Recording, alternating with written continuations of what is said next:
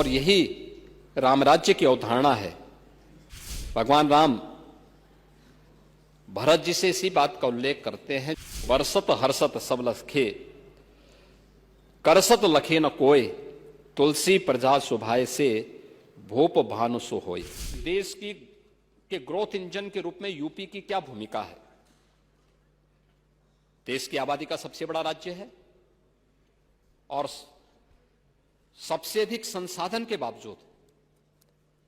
1950 से लेकर 2017 तक प्रदेश की जो जीएसडीपी थी वह 12.75 लाख करोड़ तक पहुंची थी। 2017 से जब उत्तर प्रदेश की जनता जनार्दन ने प्रधानमंत्री मोदी जी के नीतियों पर विश्वास किया और इन 8 वर्षों में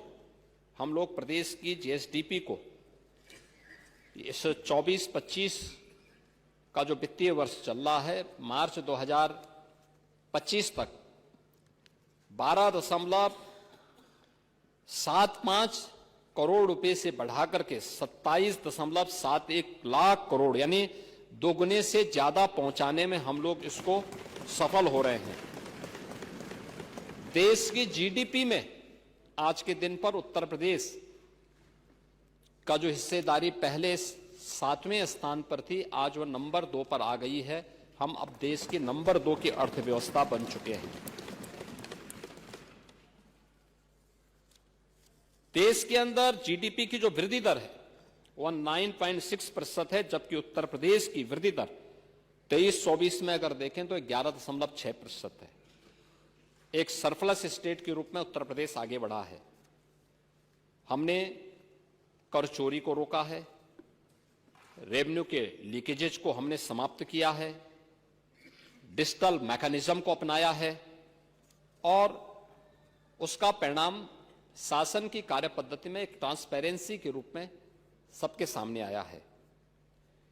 हमने एक एक पैसे का उपयोग उत्तर प्रदेश के विकास के लिए और गरीबों के कल्याण के लिए उस पैसे का उपयोग किया है।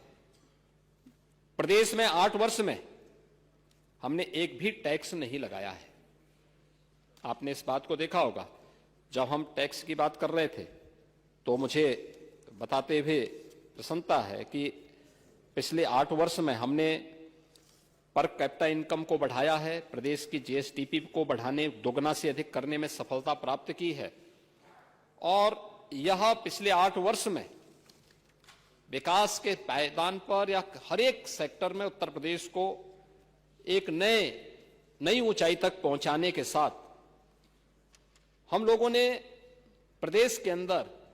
जो कुछ भी किया है बिना किसी टैक्स बढ़ाए हुए, यानी प्रदेश में डीजल पेट्रोल की दरें देश में सबसे कम है, प्रदेश में वैट की दर भी सबसे कम है और इस सब के बावजूद उत्तर प्रदेश एक रेवेन्यू सरप्लस स्टेट है और यही राम राज्य की अवधारणा है। भगवान राम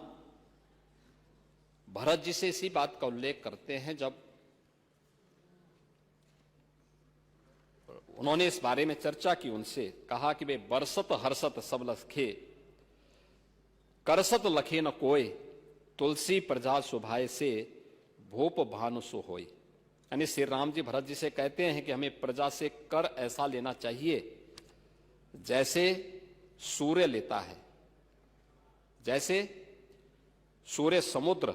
नदी, तालाब से पानी लेता है लेकिन किसी को पता ही नहीं चलता, परंतु जब वह बादल के रूप में जरूरत की जगहों पर बरसता है तो सबको पता चलता है, खासकर तब जब जरूरत की जगह पर बरसता है और सभी खुश हो जाते हैं। इसी प्रकार सरकार को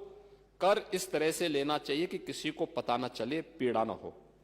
लेकिन जब उसी टैक्स का इस्तेमाल जनता के हित में खर्च हो, जैसे हम लोग कर रहे हैं, expressway, highway, inter state connectivity, medical college, smart city, school, colleges, universities, hospitals, तो जनता का कल्याण होता है, विकास इससे होता है और हमारी सरकार इसी भाव के साथ, राम राज्य की इसी भाव के साथ कार्य कर रही है, जिसका उदाहरण मैंने आपके सामने यहां पर प्रस्तुत किया है।